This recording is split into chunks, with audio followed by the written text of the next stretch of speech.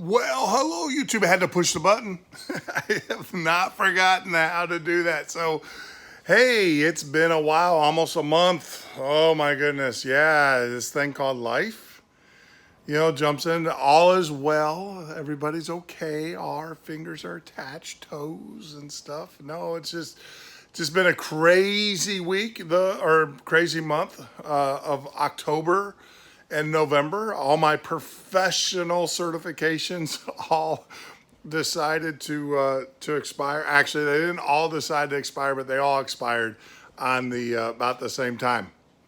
So I have been spending quite a bit, a lot of late hours, early morning days, taking exams and taking classes and stuff, and because you still got to work the day job to keep those up. So took an opportunity to take those exams while they were being paid for by someone else. So yeah, it's crazy. Talk about I was thinking about my daughter's tuition. She's going to a very nice school.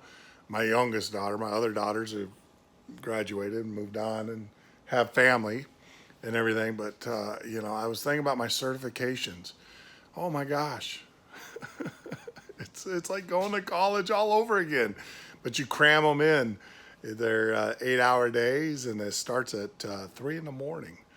3 in the morning, 8-hour days. Yeah, because I take them overseas when they offer them over in the UK, so I can still continue to work during the day. Because yeah, enough of that though. I'm in the shop. We have an airplane. It is on hanger. Oh, so there you go. I'll show it. It's there in pieces.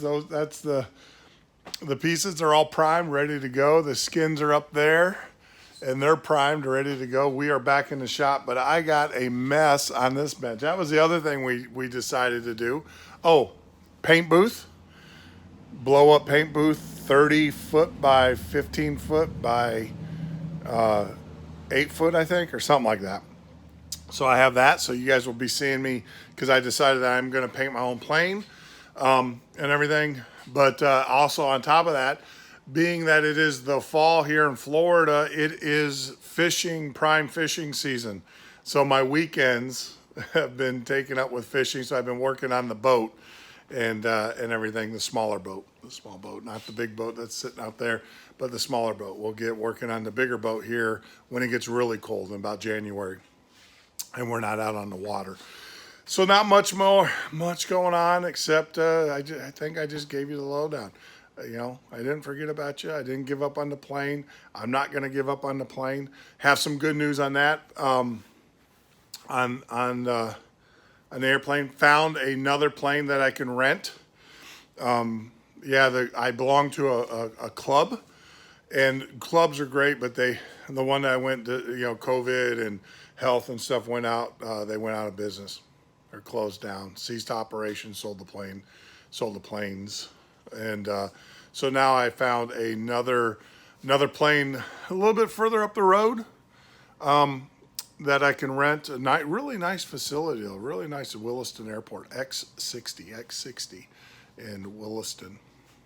It's about 8 minutes further drive than X35, which was Dunellen. So yeah. So I've been doing some flying. I've been doing a lot of flying and everything. So I haven't been slacking. I just haven't been working on this. Couple things too I want to share with you. Vans, thank you Vans. They came out with a new website where you can now track your orders and get really depressed and everything. Yeah, so they got my fuselage up there. I told you I was gonna switch my quick build wings to slow build. It looks like now my fuselage is probably, they don't have a date for my slow build wings. They accept that money though. They took that money for them. They don't have a date on there, but they did give me a date of mid next year on the slow build, on the quick build fuselage. So they're probably going to get here at the same time. I got to get to work. So yeah, got a lot of work to do. And like always, me chatting and stuff is not gonna build an airplane. We got to get back to work, and I got to clean up a mess and get things ready. kind of re-inventory parts. I did get some parts, some not replacement parts, but parts that were back ordered. I got to get those inventoried in. Just a lot of stuff, man. It's amazing how much, when you don't do this every day, how quick you can get behind. So I'm going to do that. But first, I'm going to clean off these benches, get some tools put up, get some organization done here in the shop. And like I said, like always, this plane definitely is not going to build itself. All right, YouTube. Sometimes you got to get creative. So what I did is I don't mind the tape. Hey, it's a poor man's fix, right? So I had to basically set this up so that it would go, because I did bring in my foot switch. I know that I've told you I hate that foot switch, but for this purpose, it is perfect. It doesn't feather very well. When I mean feather, is that I can't adjust my foot. I mean, that's not too bad, but it's not like a good one. I mean, it's not too bad, but I have messed up rivets using that foot switch. And yes, I am wearing shorts in the middle of October. That's the benefit of living in Florida. It's November. Or November. There you go, November. I got Richard in the shop with me today, helping me, keeping me motivated. So what I am doing is these nut plates on this. This is a doubler bracket access point, so that we can get to the control nuts for the rudder controls or trim controls on the elevator trim controls, not rudder, elevator trim controls, which are these. So these are the brackets that they go into. And so what I've done is I've just mounted this into a bracket. Main thing is, like I said, this squeezer does not respect human body parts at all. So the main thing is when feeding this in there, I'm not going to do it with two hands, but you guys get the idea. Feed this in like this, and then put my foot on the thing. But as you can see, I got my foot way away, because 3,000 pounds of pressure will smash your finger. So I just wanted to share that with you. Just a normal vise, nothing major. Got it locked in, and then got it taped up and everything, and then using the foot control. So I'm going to get back to this, and we'll see how much more we get done tonight. And there you go. One doubler done. I don't know, what's the name of this called? This is called, it is the nut plate reinforcement plate. So this is done, which is this right here, which will eventually end up right there. Give it a little bit more strength. It's an inspection cover, and also an access point, maintenance access point. So this will go here.